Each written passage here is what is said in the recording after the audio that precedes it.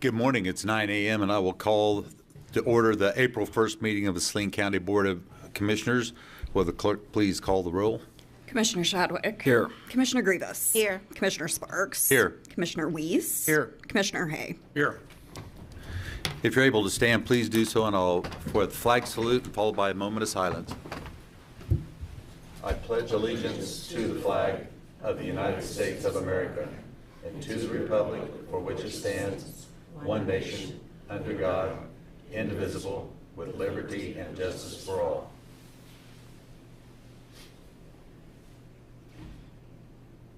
Thank you.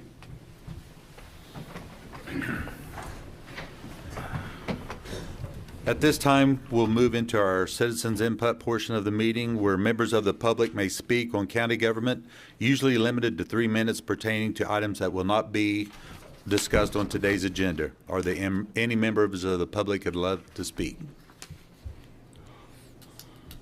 Please state your name and address. Northern Mountain, Saline. At the farm show, none of our elected officials had a booth or any personnel to represent themselves. Moran, Nan, or Marshall, none of them had a space to meet with people. A lot of people don't know that the 3I show in Dodge City is closed permanently. People are not showing up. We have water issues in Mound Ridge. 2 wells are completely closed. We got water issues in this county, this country. The 3rd well they got, they're going to have to find a route to get that well into the 3rd the facilities. Mr. Flickner spoke at that meeting of on waters at the farm show.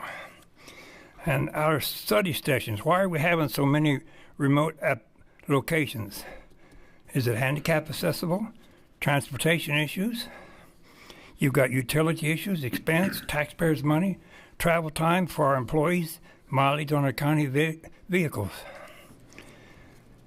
We're going to start getting higher insurance rates because the western U.S. is on fire.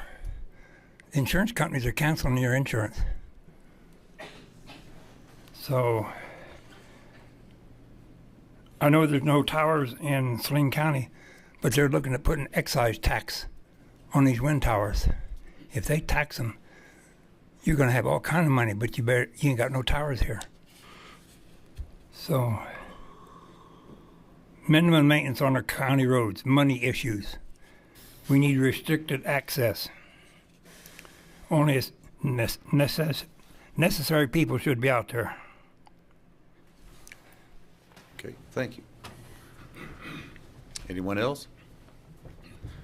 At this time, we'll move into our consent agenda, which consists of, we have approval of tax roll adjustments, approval of accounts payable, and approval of public forum agenda. Are there any commission who wish to add or delete items from the consent agenda? Move approval. Second. We have a motion and a second to approve the agenda as presented. All in favor say aye. Aye. Aye. All opposed, same sign. Motion carries. We will move on to the action items. DVACK Sexual Awareness or Sexual Assault Awareness Month with Mary Cookson, DVACK Victim Advocate. Good morning, Mary.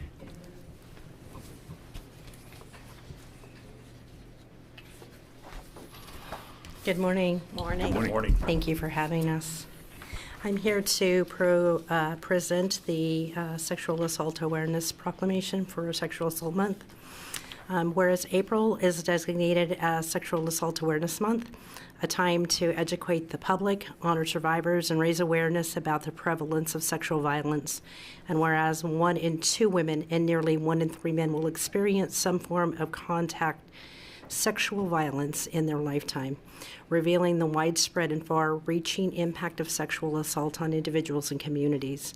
And whereas in the state of Kansas, 1 incident of rape is reported to law enforcement every 7 hours, 51 minutes, and 23 seconds, underscoring the urgent need for continued awareness, education, and efforts to prevent sexual violence.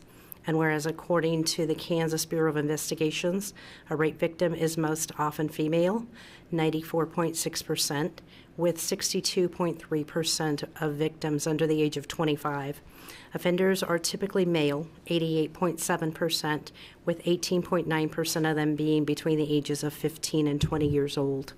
And whereas the crime of rape is spread relatively evenly throughout the week, with Saturdays being the highest day of occurrence, accounting for 18.1% of all reported incidents. The majority of these incidents occur between midnight and 2 a.m., a critical time for prevention, intervention, and awareness. And whereas in Saline County, 34 incidents of rape were reported in 2023, yet only one arrest was made, representing just 2.9% of reported cases resulting in an arrest. The statistic highlights the need for stronger enforcement of justice, better support for survivors, and improved law enforcement response to sexual violence. And whereas we recognize the many challenges faced by survivors of sexual violence, including fear of not being believed, societal stigma, lack of resources, and barriers in the legal system, which contribute to underreporting and impede justice for many.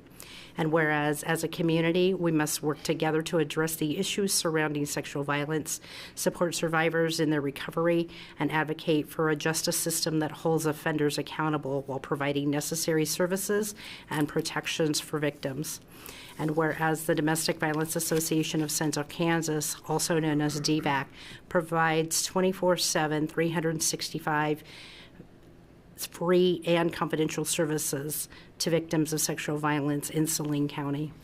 And whereas DVACK advocates are available 24/7 at our business number, which is 785-827-5862, or are at our toll-free number, 1-800-874-1499.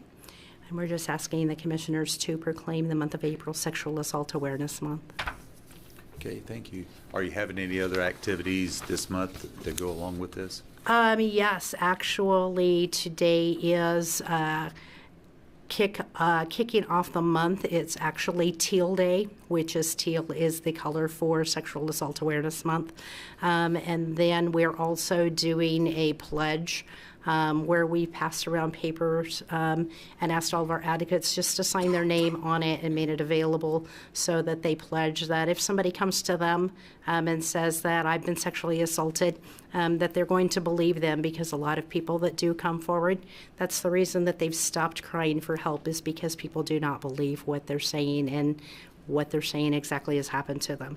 We're also having a candlelight vigil on the 7th. We are also having a night of action, which is a silent disco night at Kansas Wesleyan University on the 11th. And then we're also doing Denim Day at Kansas Wesleyan on the 30th, and a crafternoon at the KW Library on the 29th. That's just to name a few of the events we have. Where's the vigil located? The vigil will be at Kansas Wesleyan. Okay, thank you. Okay. Any other comments? Any comments from the public? Mr. Chairman, I proclaim April as Sexual Assault Awareness Month. Second the motion. We have a motion and a second to proclaim April as Sexual Assault Awareness Month. All in favor say aye. Aye. Aye. All opposed, same sign. Motion carries. And I have a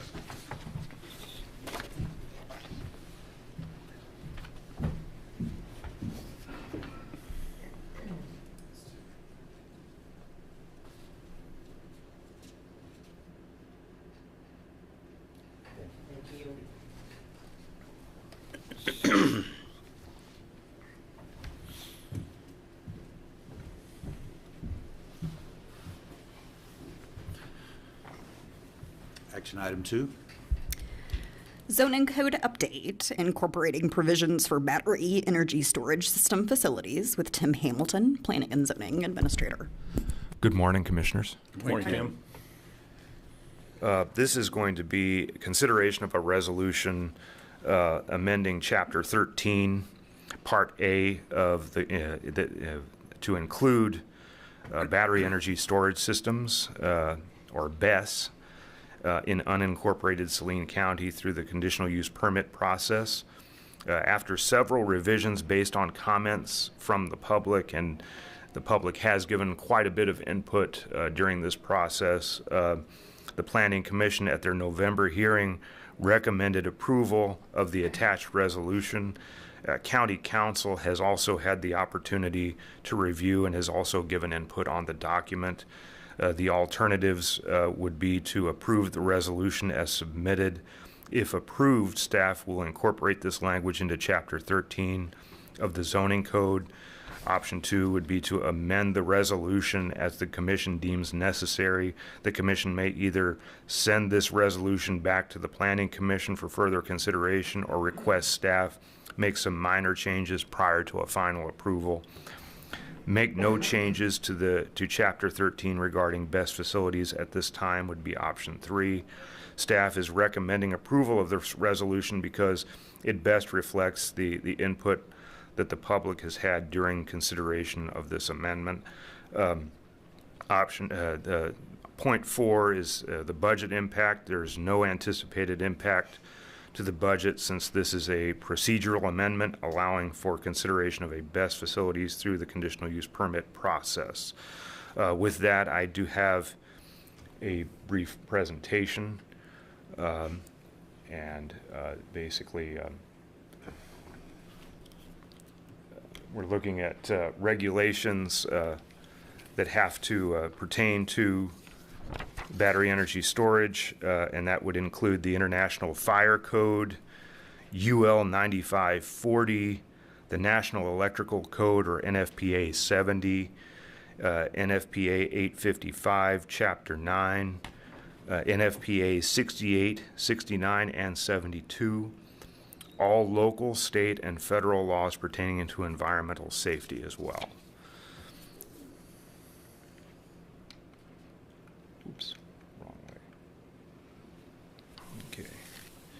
The limits on acreage, 12.1705 C subsection 6, a single BESS site area not to exceed 20 acres adjacent per substation. Since BESS facilities are located adjacent to existing electric substations, this provision will limit the acreage to of the facility to no more than 20 acres adjacent to the substation. BESS facilities may not be located on any NRCS designated land capability class 1 or class 2 soils.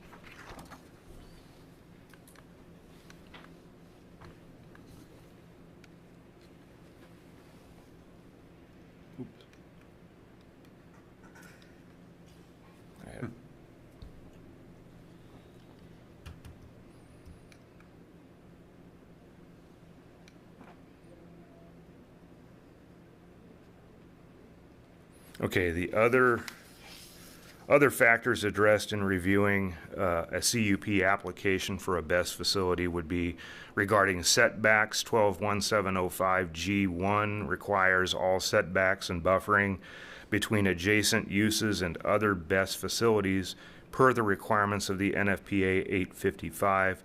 These setbacks may be increased upon consideration of the Planning Commission.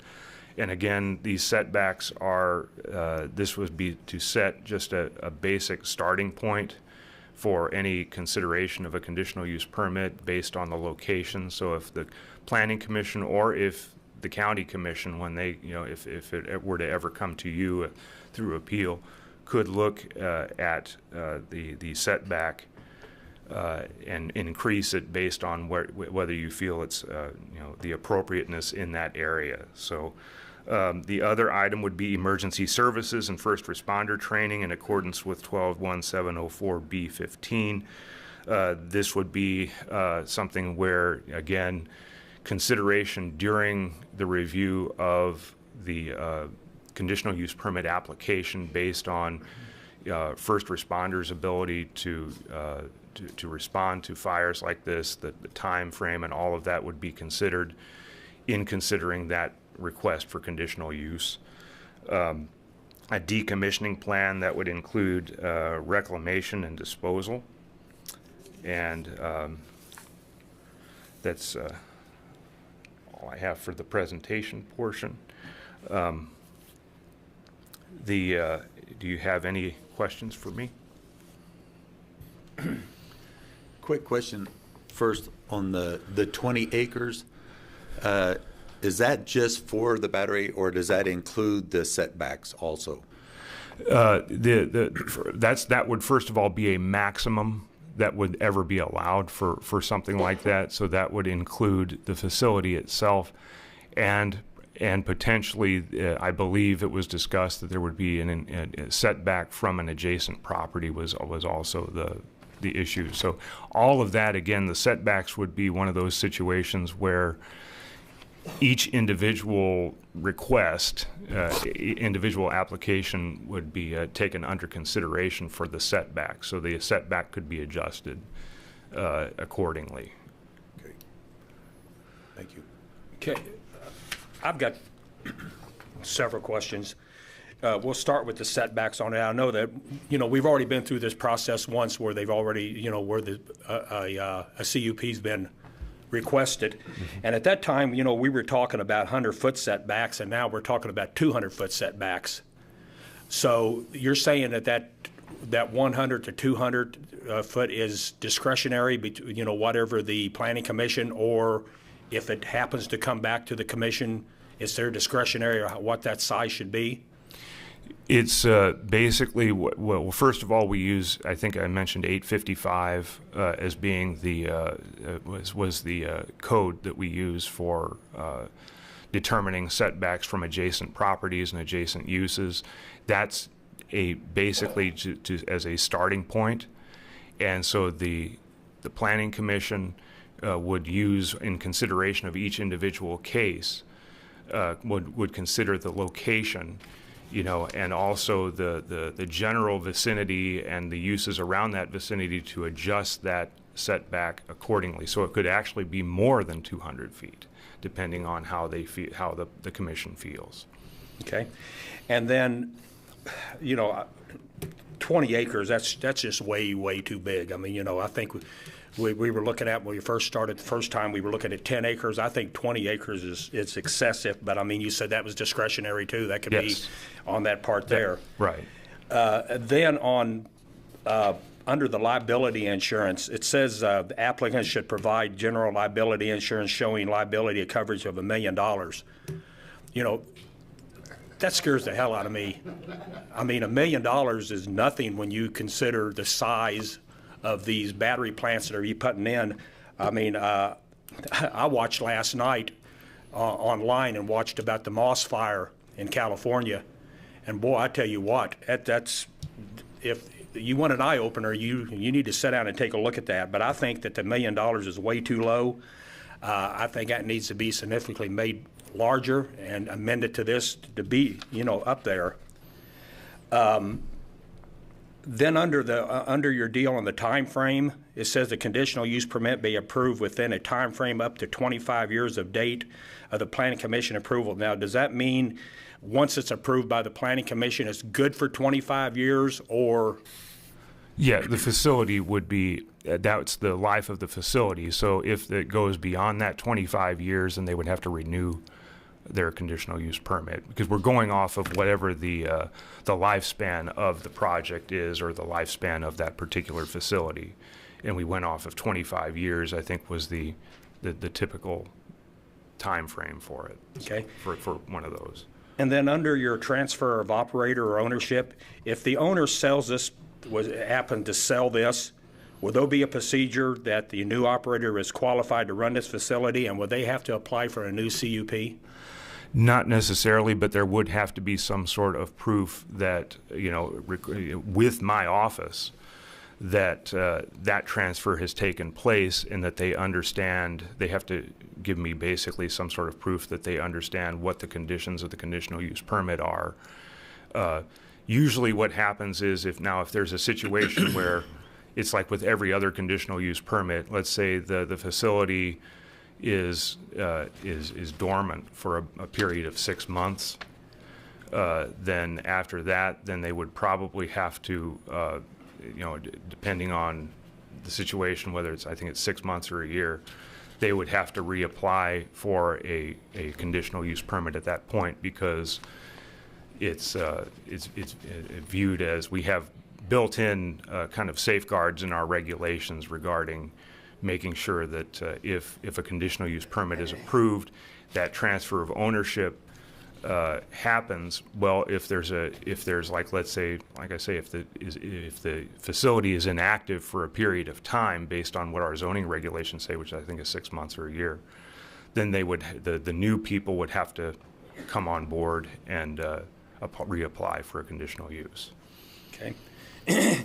And then down to the extraordinary events, I mean, with any extraordinary events, the public, I think it needs to be put in this that the public will be notified immediately that there should be Yes. on that.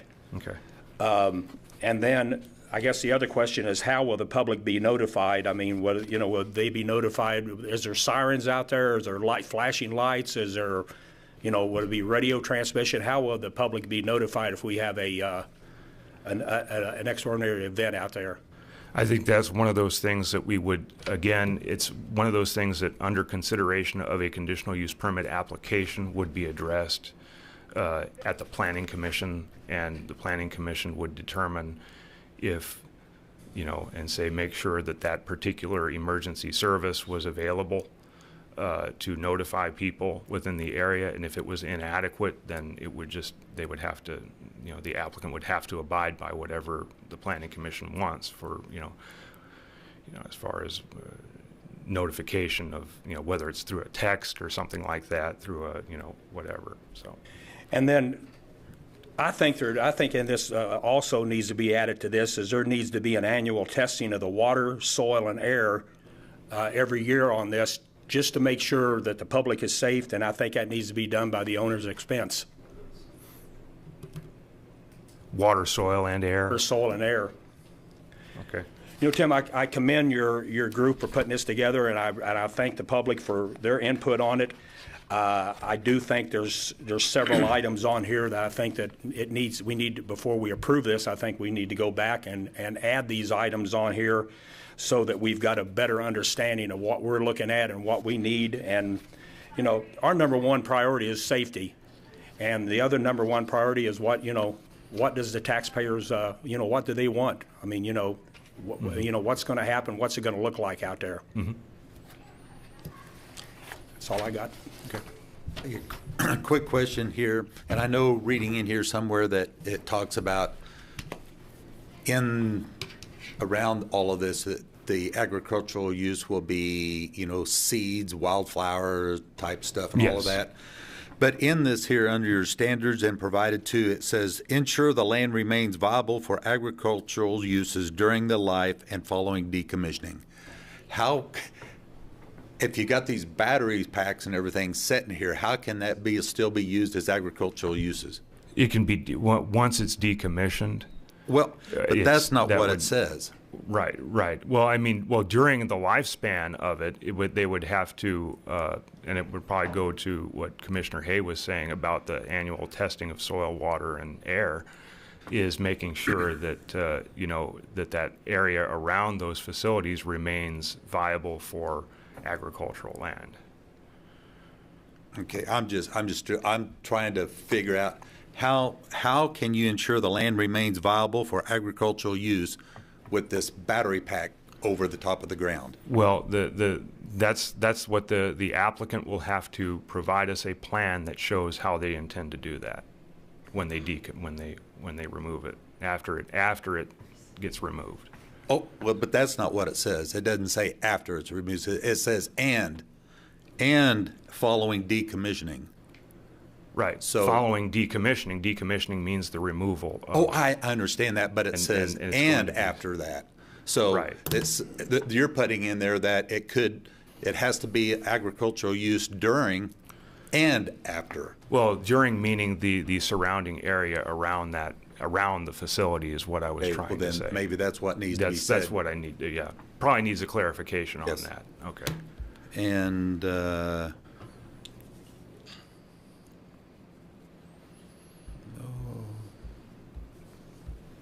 I guess that's just about. Because my understanding that when they put these units in, they're on concrete slabs.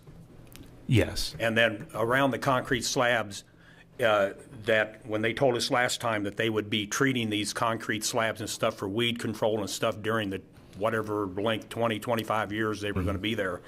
Because that's my concern, is dumping pesticides and all kinds of stuff on that land, and in 25 years of treating that, I can't see where that's going to be viable for anything after they remove it, unless they remove soil and everything else from it, like they do for poison control. Right. Now, and forgive me, what section was that you were reading? Me? Yeah, please. That was, oh, God. 13, maybe? 13? Okay, just, I mean, I'll find it. I think I'll it's look for it. 13. okay. I think it's in section 13. Section 13, okay. Okay. Yeah, and you're just looking at a clarification, I Yes. think is what you're requesting. Well, yeah, it's hard for me to imagine how you're looking at making it where it's available for agricultural uses. Afterwards. Right. It has to say that instead of and. Yeah, I can't get back to my, okay. But anyway.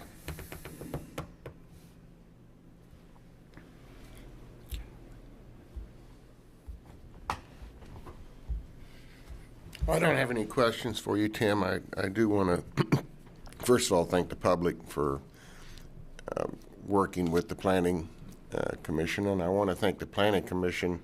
They were requested to come up with some guidelines, regulations, and documents to govern any possible electrical storage. So kudos to them for their hard work, and thankful for the public's input. And I would say the same thing.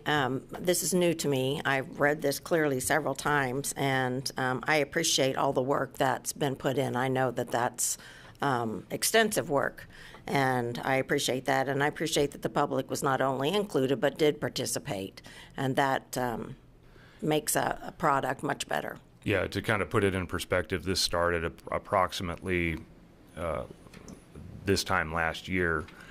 And they were able to, after several meetings, compose, and through public input, kind of helping us shape how we wanted to go with this, and it was extremely helpful. So. And I did find that, excuse me, Tim, but I did find that it's under 12.17.02 B3.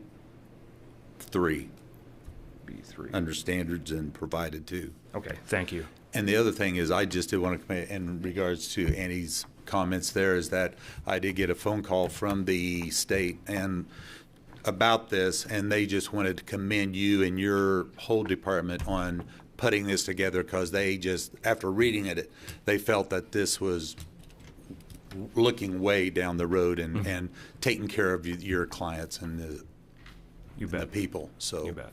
Thank you for putting that together. So. Any other comments? Any comments by the public?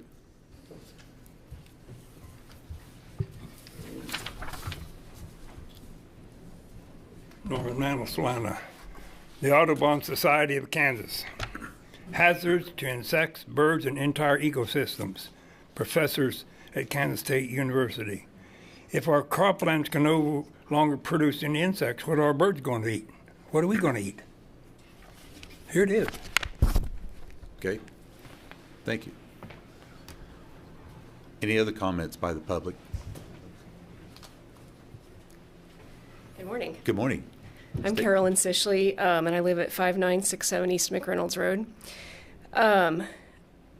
Although the resolution does cover a lot of important items, there are several concerns that I have regarding the proposed best resolution, and I would agree that there are several items that need to be looked into further, as many of you have mentioned. Also, as was already mentioned, I would like to urge you to reconsider the proposed zoning that would allow a 20-acre battery farm. And I believe at the meeting they also included, or it was at least discussed, that there could be up to 2 20-acre battery farms per substation. I'm not sure if that made it into the final resolution, but I know that I was at that meeting and that was mentioned. While I understand the importance of supporting new technology in the energy industry, allowing 20 acres of battery development next to every substation is excessive by any standards. It's harmful to our land, invasive to our rural community setting, and compounds the safety risks the larger the battery farm gets. At that planning and zoning meeting, when they voted to allow the 20-acre battery farm, I want to respectfully point out there wasn't any research or evidence to justify that 20-acre number. It was just sort of thrown out, or that's the way it appeared. One of the commissioners had suggested a more reasonable 10-acre best limit per substation, which aligns with what most battery farms currently require across the U.S. There was a battery farm representative at the meeting that mentioned that while 10 acres would be adequate, they're trending bigger, and I believe that's where the 20-acre number came from. And of course, they will take as much land as we would give them. More land equals more profit. I researched what other cities and counties around the Midwest, specifically Kansas, Texas, and Oklahoma, are doing, and the average battery farm is around 10 acres, including the battery company that has an interest in a substation near my home. Their average battery farm is 5 to 13 acres, and a 20-acre would be considered very large from what they all of their other battery farms. So that's just a data point to note.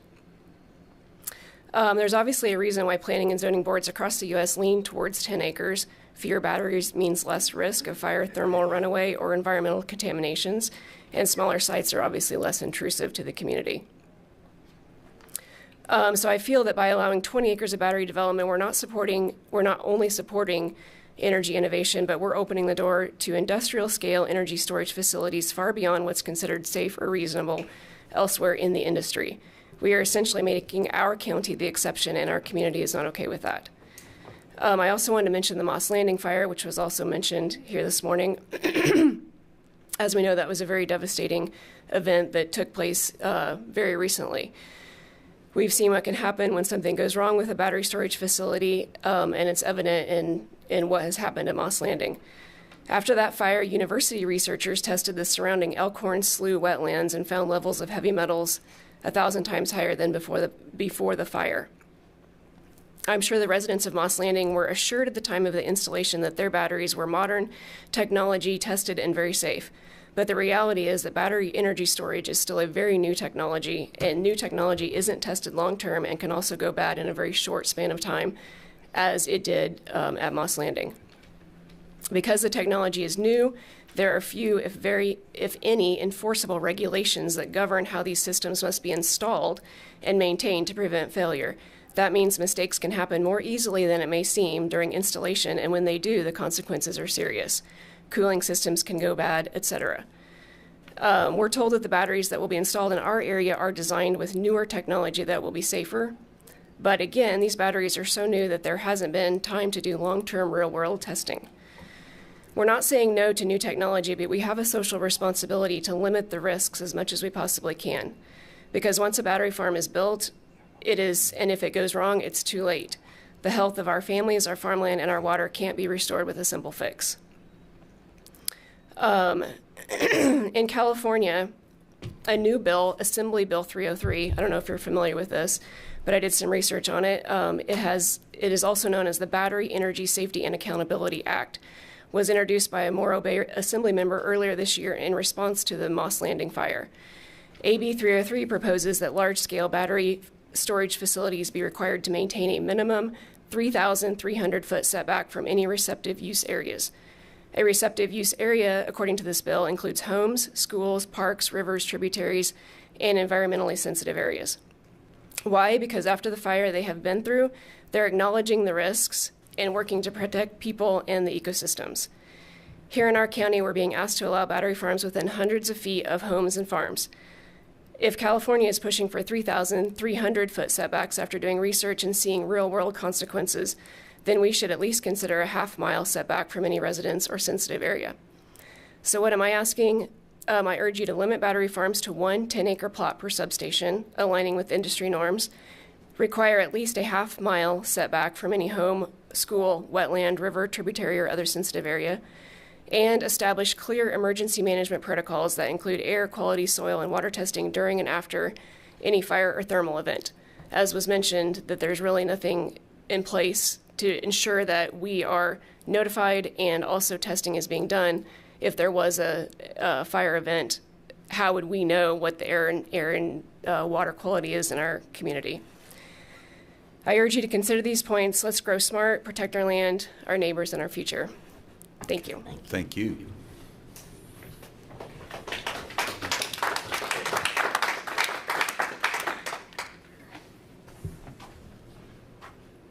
Hi, Mark Sishley, 5967 East Mentor Road. Want to add to the exceptional young lady there, what she just said. Points for me? No, just kidding. 20 acres, I want to reiterate that as well. Obviously, I think you guys are all concerned with that. That's quite excessive, and I think was well outlined. I mean, I just did some quick math, and the Central Mall is 11 acres, and you consider a battery farm that twice that size would be excessive. My main concern here, not to belittle that point, because I think that hopefully that'll be changed. And Tim, do you remember, was that 2 sites, or is it just one? I think it's one. Is it just one? I think it's just one. Okay, great, thanks. And I do want to thank you and the commission for all the work that you guys have done. We really appreciate that, helping to be proactive in protecting the community. I would ask too some benchmarking be done with other communities and what their resolutions look like, because a lot of communities we're finding out are really face this, and especially the Moss Landing. That's a great example here recently. That was where I would come to the setback issue. Is I believe that most of the setbacks in the fire code are just so that something else doesn't catch fire. It has nothing to do with the air quality in the area. And in the Moss Landing, they said, hey, we measured the air quality and so forth like that and found that it was acceptable. But the fire was on the 16th. They didn't start measuring until the 17th. Mustard gas can dissolve in a day in an area and not be harmful. So that's something I want to really point out in that case for the setbacks. Obviously, people in the community were complaining of respiratory complaints, multiple people and different types of things. And we got to remember, we do have a school nearby there. Prevailing winds in Kansas, we have those a lot. Yeah, it'll dissipate, but it's also the prolonged exposure, because when we talk about first responders and training with this, all the first responders are trained, and they're trained to not do anything, just to stay back and let it burn out, because they know how dangerous it is when they get close and they have respirators. So that's another issue why the setbacks are so important. So I'd reiterate the fact that a half mile at least, I know that doesn't seem like even enough in my own mind, but I know we have to be reasonable, but we also have to protect the public as well. Thank you. Thank you. Any other comments?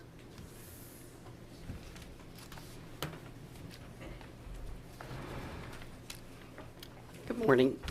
Teresa Swisher, 4853 East McReynolds Road. Excuse me, forgot where I lived, I guess.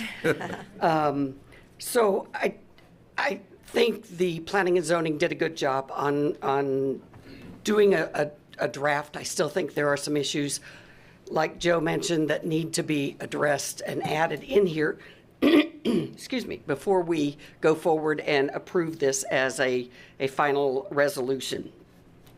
One of the things that I would like to reiterate is that if an extraordinary event happens, that something be written in there, this is how the public will be notified, that there will be sirens on the fence, that there will be lights, that we will get a text, that, because the way it's written now, in 3 days, that they have to provide a plan or tell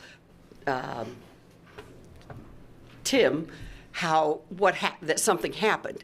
In 3 days, that's too late for us that are a mile away from this proposed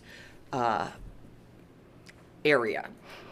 The other thing I'd like to add is that there is annual training in 12-1706 D12XI. The annual training, I think, should include the community. I would like to think that as we go on, there will be new technologies for how to protect ourselves should something happen. And I think the community needs to be part of that, knowing what the latest and greatest things we are, like shelter in place. Do we need to leave? Do they have some new thing that we need to know about? I think we need to be maybe not part of the emergency preparedness meeting, but maybe a community meeting. Just my suggestion. The other thing I would like to have you consider is, and I was active in writing this, that because of the Moss Landing and all the information that's come out from that, that they were doing water soil testing and all the things they were finding shortly after the fire came on, and how far reaching the damage is. I would like to see you guys, if you choose to approve this, but put a moratorium on the whole BESS thing. 5 years. Let's see where we go. I mean, they're talking about non-lithium batteries now. This lithium batteries are truly a new technology, and we're not ready for that. I would be devastated to think we had a Moss Landing in Saline County. Thank you. Anyone else? Thank you. Brooke Swisher, 6398 South Woodward Road, in this area. Going through this, I commend Carolyn for everything that I wanted to say. That was to a T. Under definitions, you have number K, or letter K, NFPA 855, Chapter 9. Why are we only referencing Chapter 9? Why aren't we referencing the entire NFPA 855? I believe that it was because it's addressed specific aspects of BESS. Would you please get up to the mic to answer that? Thank you, Tim. I believe that was because Chapter 9 specifically addresses these types of facilities, and obviously if we, I mean, the Planning Commission can address the whole document, but I said Chapter 9 is specific to this particular use, I think. That's why. Okay. Thank you. Okay. But I believe the standard for installation of standard stationary energy storage systems is the whole thing, not just a BESS. So I think that needs to be changed to the entire NFPA 855. My second is, setbacks number 1. It references the 855, which is only 100 feet by their recommendations, as Mr. Sitchley said, that it's just to prevent fire from any surrounding buildings. You go on to say the individual CUP may increase buffer distance. Shouldn't that be setback distance? And Tim, you want to just hang out up here to answer these questions?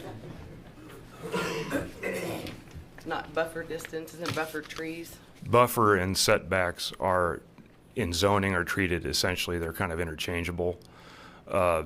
Setback in terms of, like what I say, if it can be increased, and you also have to take into consideration that each individual application that's received based on location is going to look at like the distance from adjoining residential uses, especially, and they would take into consideration that if the facility is too close to a residence or a residential area or anything that would be potentially cause concerns for the public, then the Planning Commission can require a location that is not quite as sensitive. That's Another question. If they request a waiver, is it going to be granted?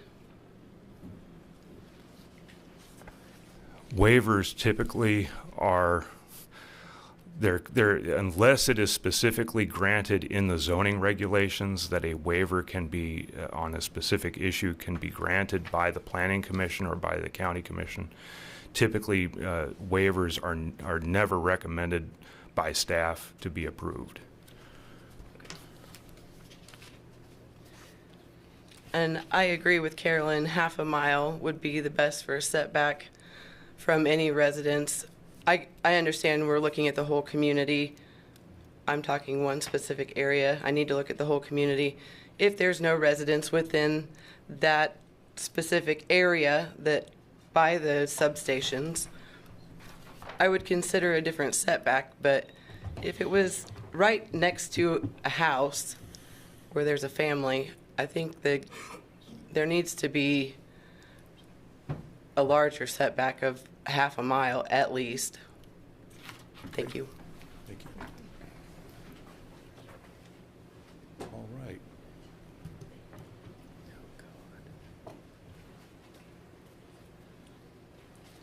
Hi. Scott Etcher, 120 East 4th Street, this area. You're talking they had $1 million insurance policy if something would happen. What's going to happen to all the farmers, ranchers? I mean, we get some wind here, those smoke plumes, if it drops this lithium for miles, who's going to be on the hook for cleaning that up? The insurance companies that we all have are not going to pay for any of that. So will that be on the best companies? I can't answer that. That would be something that would be addressed if a best facility is approved. That would be one of the things that would be addressed as, you know, by the planning commission and as a condition of approval if approved. Okay. Okay. All right. Thank you. Thank you.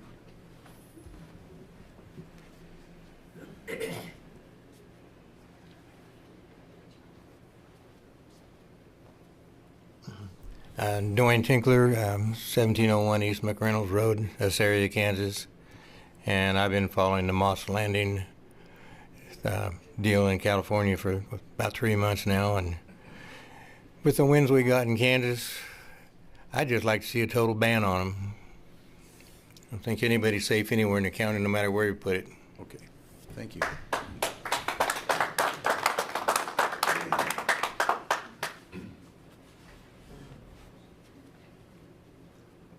Stan Chipperfield, 5069 East McReynolds Road. Just taking a step back, it seems as though we're just think we have to bow down to these multi-billion-dollar companies that want to move in. And I just have a question: what are our benefits when we look at? Will there be revenue from this project that will actually lower our property taxes, or it seems as though questions I've had in the past that the benefit of the power would not even be, it's not necessary for our power situation locally. Yep. I just want to sit here and we can go on and on and on about all of this and about what's going to happen or what could happen, blah, blah, blah. Yeah. But this resolution here is just to be in place to sit back and say, if and ever a BEST did come to Saline County and want to put one in, because we've already determined that they realize that nobody here wants them. Mm-hmm. But I got to commend that our planning and zoning department has, and the public, you all have really spent a lot of time and effort putting this together. I think we need to sit back and go, nobody's even filed to put one in now. And so this is just putting in place if one, and I like all the comments about a setback and about what if and is, but I think if this ever did happen, that this would be the time for a lot of this to come forward at that time. Thank you.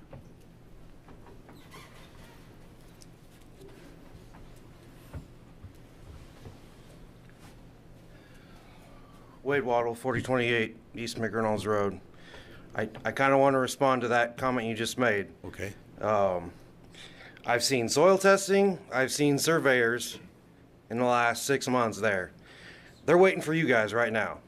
So the resolution that you approve needs to be restrictive enough to make sure that we're taken care of. Thank you. Okay, thank you.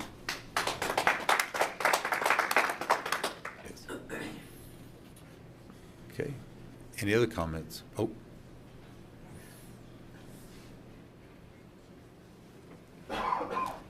Sabrina Ozizik, 620 Ricker, Salina, Kansas.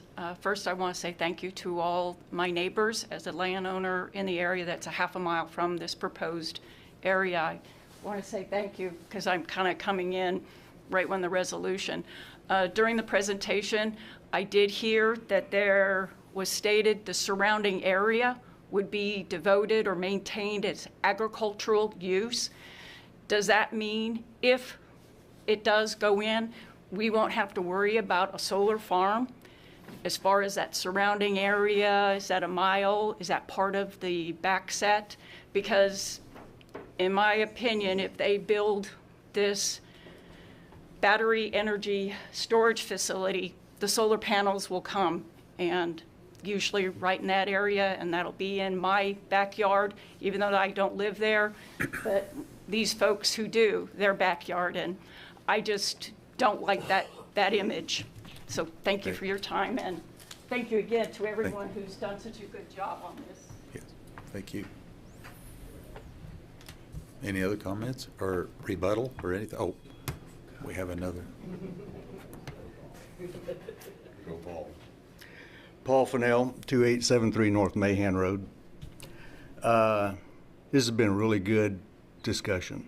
We've got some really good information here. As you can see, the county, those who live in the county have a great deal of input in this.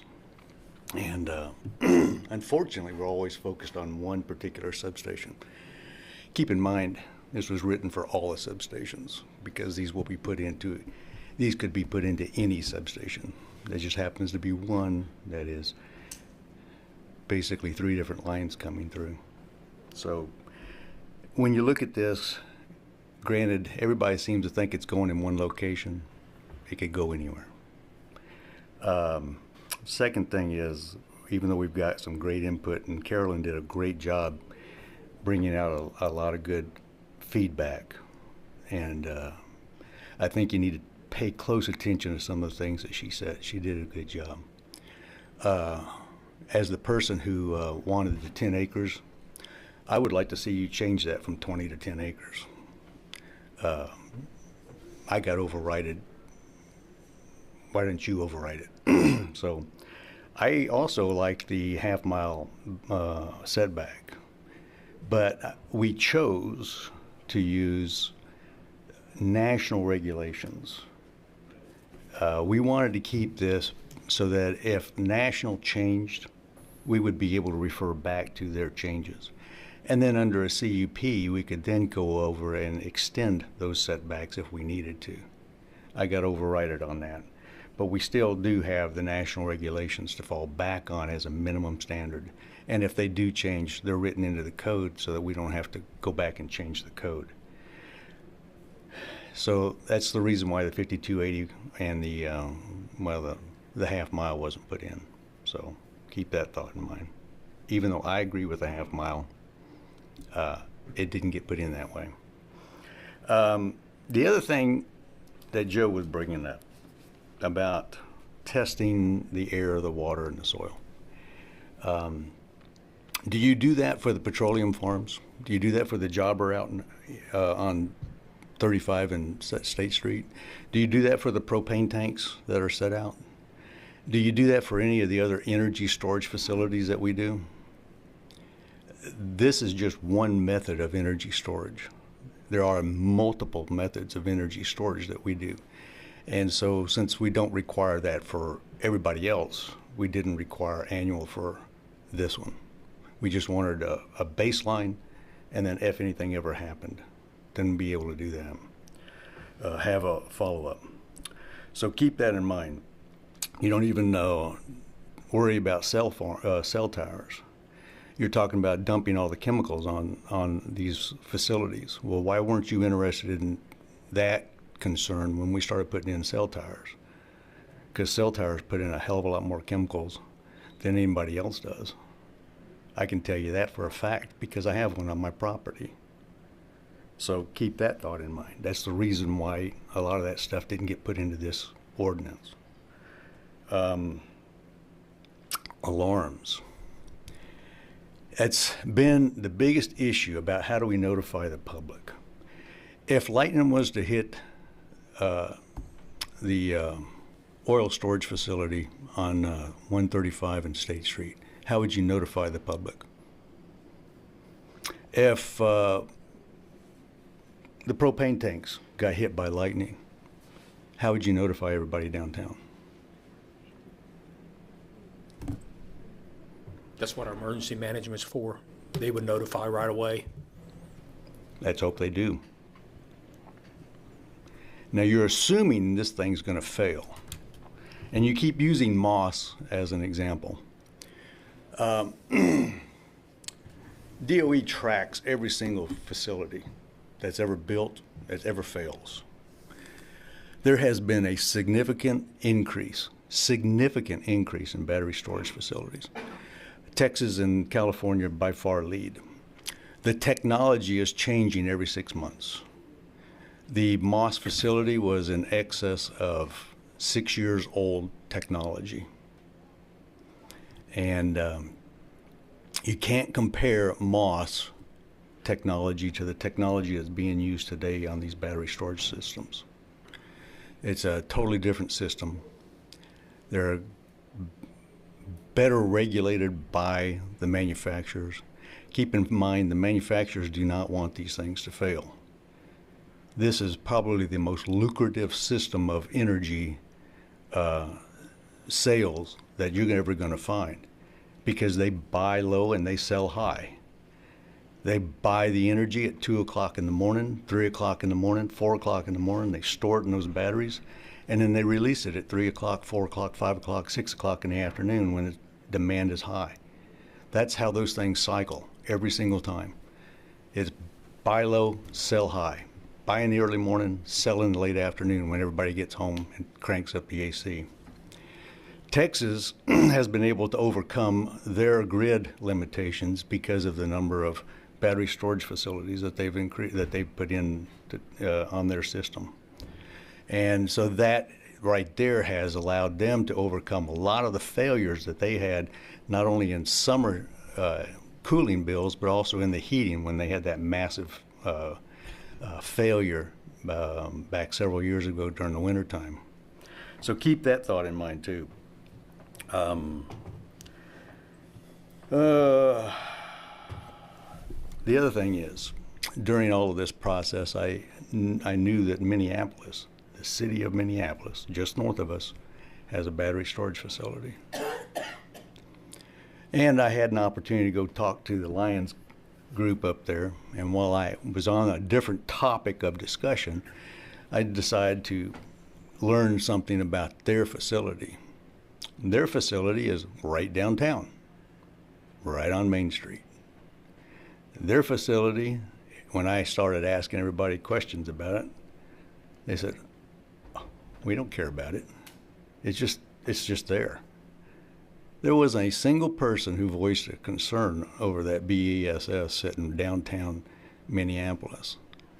And so, you know, it's not as massive as the one that a 20-acre would do, because theirs is only on their substation downtown. And they put that one in because they wanted to be able to overcome the limitations of their diesel generators. So they had a purpose, they had a need. Now, the other thing that we got to consider is the fact that all this stuff that we've been through, wind towers, solar, and now battery, and soon to be nuclear, all of these were pushed through the Biden administration on massive government money to be coming down our way, to be able to produce all of these wind farms, produce all of these solar farms, produce all of these battery storage facilities. And as everyone in this room knows, Trump has basically cut that. It's going to take tens to hundreds of millions of dollars to put a facility in. And that's now going to have to be private money instead of government money. So the chances of a lot of this happening is slimmer than what it was when I started working on this over a year ago. So I just want to summarize this because I would like to see it set to 10 acres. I have no heartburn to be able to set a half-mile setback. Because if you've read the solar, you saw the setback I put on that. And I keep telling people whoever come and talk to us, planning and zoning has two missions, and that's to set the harmony of the particular issue, wherever we're going to put it, how does it harmonize in the county, and where do we site it, so that it's in harmony with the agriculture of this county. We're still trying to keep this an agricultural county instead of an urban county. And that plays a big role. I don't foresee any BESSs coming in anytime soon. Even if they did, they'd take 5 years to be able to, from the start to the actual construction. So you're looking at that 5-year time period right now. They may be doing all their site prep work, but they have to find the funding to be able to get that money to be able to put those battery storage facilities in. That's going to take a lot. And they can't get the money until they have a site. Okay. And so a lot of that has to be, you have to think about this. This is going to be down the road. The technology has changed so dramatically from 2020 to 2025 that MOS is already antique system. And there's a chart that I just showed one of the members of the audience here, how it shows the massive expansion of battery storage facilities and the massive drop in the number of incidents with them. And the technology is changing dramatically, and in 5 years before they even get something up and going here, chances are the technology is going to change even more. Okay. But this is a minimum standard. We all know that when it comes to before a planning and zoning board for a CUP, you already realize we listen and we learn and we apply. And I don't foresee any major incidents if and when any one of them comes up to the board, because we'll listen and we'll find out what's our customer want, what are the restrictions they want, and then we'll put it into the CUP. Okay. But this at least sets a basis. Thanks for listening. Thank you.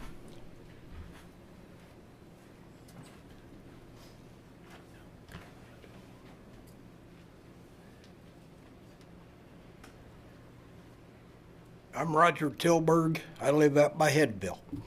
And one thing that really concerns me the most, everybody in here look at the health of whoever this affects. That's very important. Look at Camp Lejeune. Just remember that.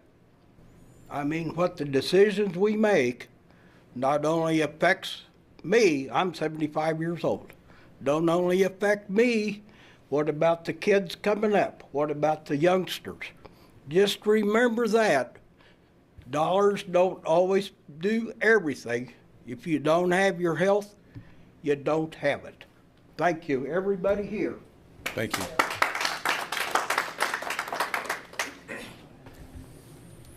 Okay. Any comments by the commissioners?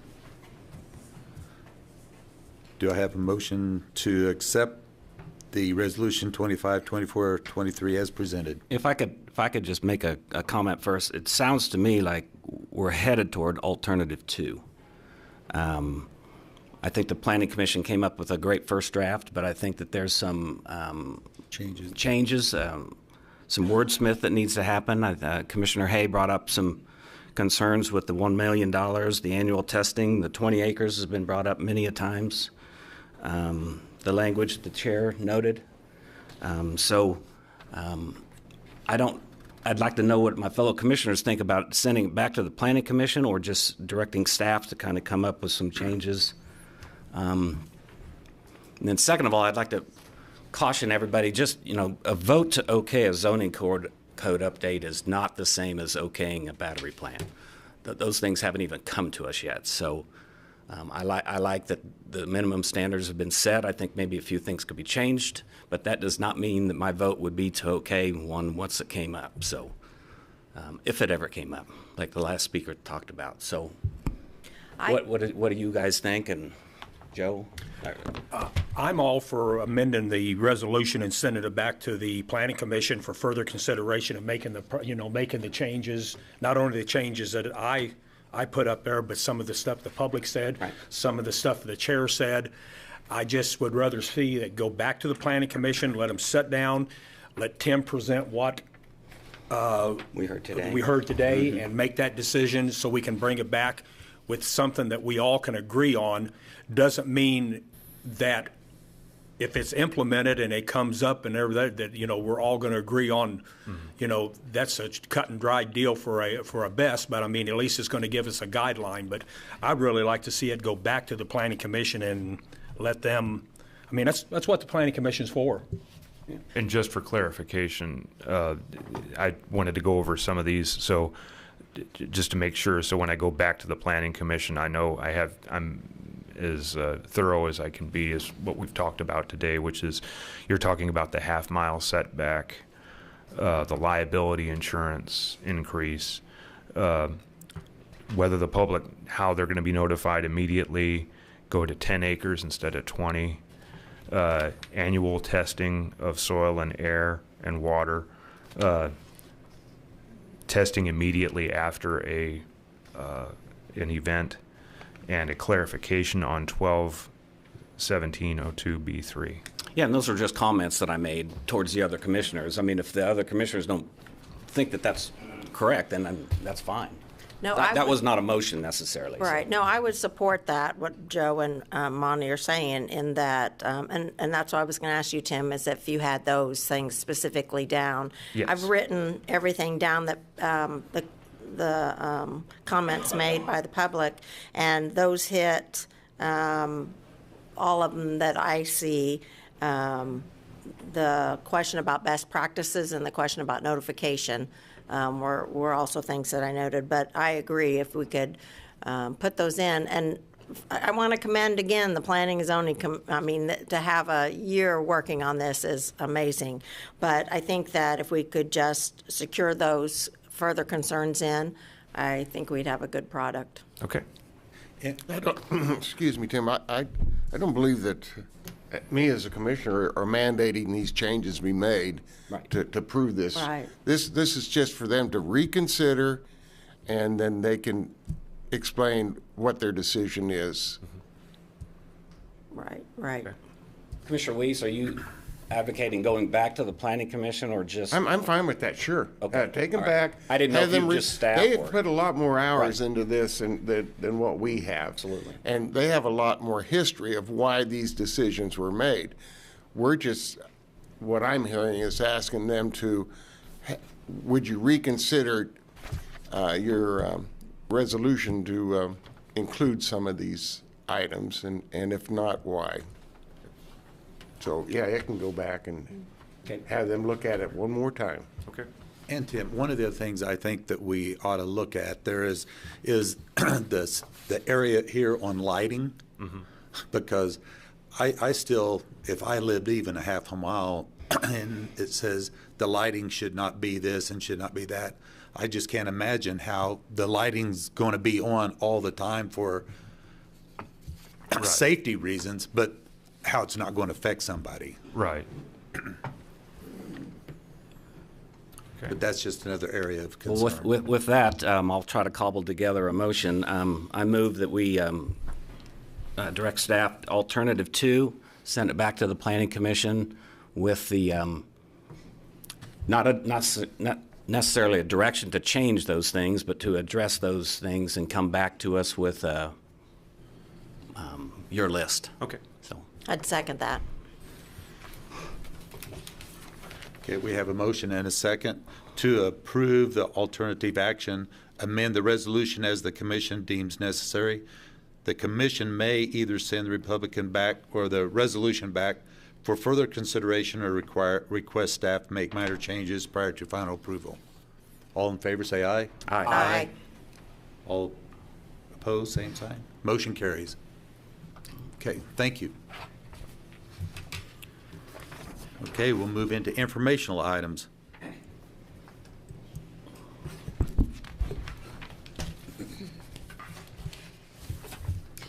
County Administrator's update with Philip Smith Haynes, County Administrator. Good morning, Phil. Good morning, Commissioners. So I just wanted to provide a legislative update.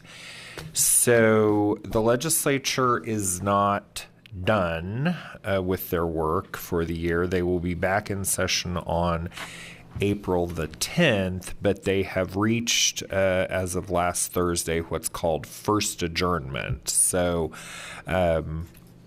typically they would be done with the substance of their work, come back for what's called the veto session to determine if they want to override anything that the governor may veto during this period or any final omnibus bills. So, as of first adjournment, what do we know? Property tax reform did not advance, except for the 1.5 mils for the state facilities fund, which will be taken off. None of the other various proposals regarding changes to local government budgeting laws, regarding a constitutional amendment, none of that made it through the process. So the only thing that's changing with property taxes as of right now is the reduction of 1.5 mils for the state facility fund. That was probably the big issue for local governments during this session, because obviously it would potentially affect how we do our budget for 2026.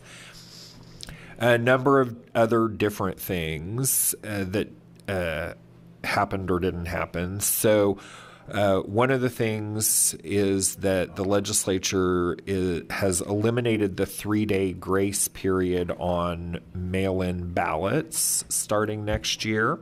So if you have a mail ballot, we believe it does not affect this November's election, but starting in January of 26, if you have a mail ballot, it will need to be back in the county clerk's office on election day.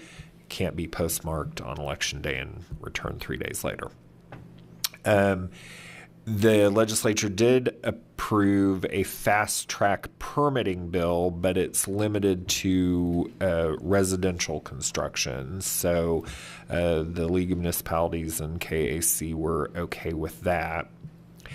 They also approved a bill to limit special elections and particularly target them to a March time period. Obviously, that makes the clerk's job a little bit easier. They also passed some bills for whistleblower legislation and the Kansas Open Records Act. Conversely, the bill for the treasurer's fee increase for motor vehicles, that failed. So once again, will not advance. And then regarding the topic that the commission just spent a considerable amount of time on, there had been a legislative proposal to address the way that battery energy storage systems are taxed. And that also did not pass. So currently, we believe that the determination of the state Department of Revenue is that the vast majority of a battery energy storage system would be tax exempt. So as of the current state of the law, probably would not receive revenue if a battery energy storage system were approved. Again, that may come up at the veto session. There's still some tinkering with tax law that we anticipate them doing, but that's where we are as of right now. So that's kind of a mixed bag in terms of the legislative session, but generally not that bad for counties this year. On the front of local economic development, however, we have quite a bit of good news. Most of these things were items that were approved as part of the budget and have been sent to the governor, so would hope that she would sign the majority of the budget. Number of things affecting the local community here, and particularly economic development. In the Department of Agriculture budget, there was some money for strategic partner with K-State Salina. There's reappropriation authorization for the maintenance repair operation money at Salina and Topeka airports. There's money in the Department of Commerce budget for KSU Salina, their UAS Certification Innovation Grant. There's one-time money of $1 million to do some maintenance at the KHP Training Academy at Marymount. Separately, there's also some money to fund a relocation and upgrade of facilities for KHP Troop C.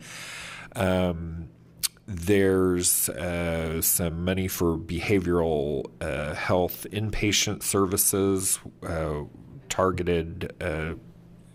Salina Regional would be one of the hospitals that money is targeted towards. There's support for graduate medical education programs, rural family residencies, so that would directly impact Salina Family Health Care.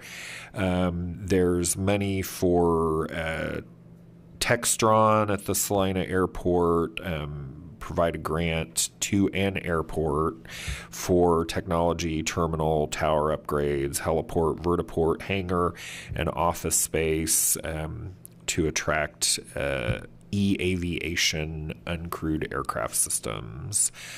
There is also, for the Airport Authority, authorization for the state treasurer to provide loans to an airport authority for an MRO program.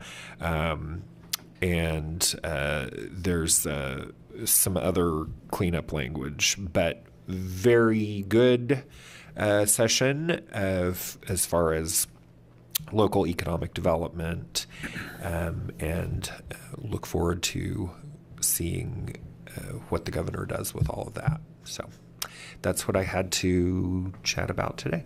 Philip, on that part on the Salina Family Health Care, was that's still in the works, or has that been approved? So I'm not sure what your question is there. The part I was talking about that's in the budget is specifically for graduate medical education. Okay. So you may be thinking of a different grant that was a federal grant that is still out there. Okay.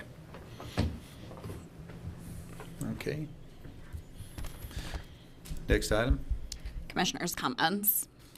I just got one. Phil, is there a chance that we could follow up with Next Tech on, this fiber stuff that they put out? I've had a couple of calls from from citizens of, they need to go back and fill in the holes that they got out there. I mean, there's some pretty deep holes out there that they did. If they could just follow up on that and make sure that those are not hazardous and everything on there.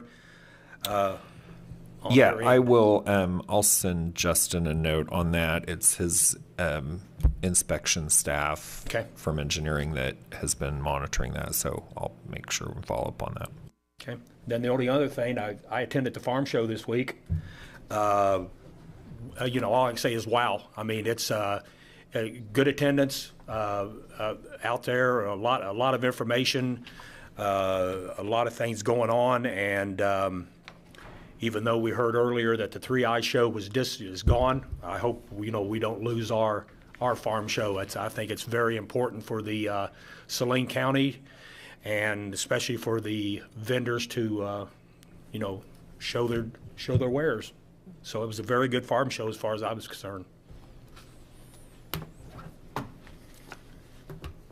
And to piggyback to that, I went to the farm show and it's like talking to a lot of the vendors there, and they said it was the first day. They all said it was more vendors than they had really ever had, but it was the most attendance on the first day that they thought that had ever been there. So whether either one of those are true or not, but that's what most of the vendors were talking about. So anyway, it was a great show. I just enjoyed it. So, but that's all I've got. Anything else? Hearing none, do I have a motion for adjournment? So moved. Second. We have a motion and a second for adjournment. All in favor say aye. Aye. Aye. We are adjourned.